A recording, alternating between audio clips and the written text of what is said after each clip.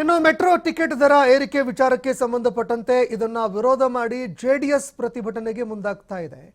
Bengaluru JDS ವತಿಯಿಂದ ಇವತ್ತು ಹೋರಾಟ ಹಮ್ಮಿಕೊಳ್ಳಲಾಗಿದೆ.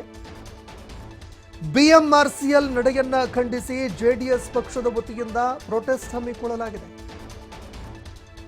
ಬೆಂಗಳೂರು ಜೆಡಿಎಸ್ ಬಿಎಂಆರ್ಸಿಎಲ್ ವಿರುದ್ಧ ಇವತ್ತು ಆಕ್ರೋಶ ಹೊರಹಾಕಿದೆ. ಫ್ರೀಡಂ ಪಾರ್ಕ್ನಲ್ಲಿ ಪ್ರತಿಭಟನೆ ಹಮ್ಮಿಕೊಳ್ಳಲಾಗಿದೆ. ದೇಶದಲ್ಲೇ ಬೆಂಗಳೂರು ಮೆಟ್ರೋ ತುಂಬಾ ದುಬಾರಿ ಪ್ರಯಾಣ ಆಗ್ತಾ ಇದೆ ಅಂತ ಆಕ್ರೋಶ ಹೊರಹಾಕಿದೆ.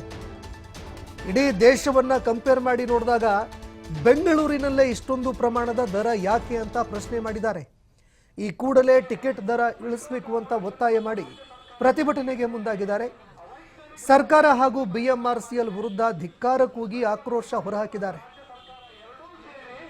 ಅವೈಜ್ಞಾನಿಕವಾಗಿ ದರವನ್ನು ಪರಿಷ್ಕರಣೆ ಮಾಡಿ ಅದರ ಒಂದು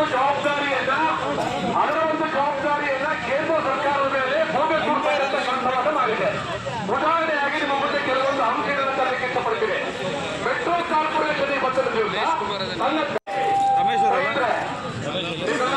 ಹಾಗೆ ಮೆಟ್ರೋ ಕಾರ್ಪೊರೇಷನ್ ಮತ್ತು ರಾಜ್ಯ ಸರ್ಕಾರ ಒಟ್ಟಿಗೆ ಸೇರಿ ಅವೈಜ್ಞಾನಿಕವಾಗಿ ದರವನ್ನು ಪರಿಷ್ಕರಣೆ ಮಾಡಿದೆ.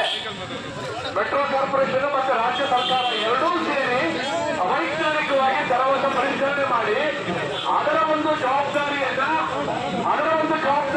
ಕೇಂದ್ರ ಸರ್ಕಾರದ ಮೇಲೆ ಹೋಗಬೇಕು ಇರತಕ್ಕಂಥದ್ದು ಮಾಡಿದೆ.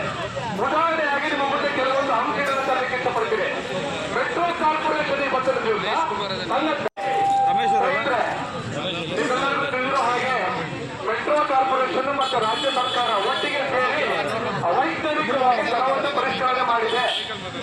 ಮೆಟ್ರೋ ಕಾರ್ಪೊರೇಷನ್ ಮತ್ತು ರಾಜ್ಯ ಸರ್ಕಾರ ಎರಡೂ ಸೇರಿ ಅವೈಜ್ಞಾನಿಕವಾಗಿ ದರವನ್ನು ಪರಿಷ್ಕರಣೆ ಮಾಡಿ ಅದರ ಒಂದು ಜವಾಬ್ದಾರಿಯನ್ನ ಕೇಂದ್ರ ಸರ್ಕಾರದ ಮೇಲೆ ಹೋಗಬೇಕು ಇರತಕ್ಕಂಥದ್ದು ಮಾಡಿದೆ. ಉದಾಹರಣೆಯಾಗಿ ನಿಮ್ಮ ಮುಂದೆ ಕೆಲವೊಂದು ಅಂಶಗಳನ್ನು ತರಲಿಕ್ಕೆ ಇಷ್ಟಪಡ್ತೀವಿ. ಮೆಟ್ರೋ ಕಾರ್ಪೊರೇಷನ್ ಈ ಬಸ್ಸಲ್ಲಿ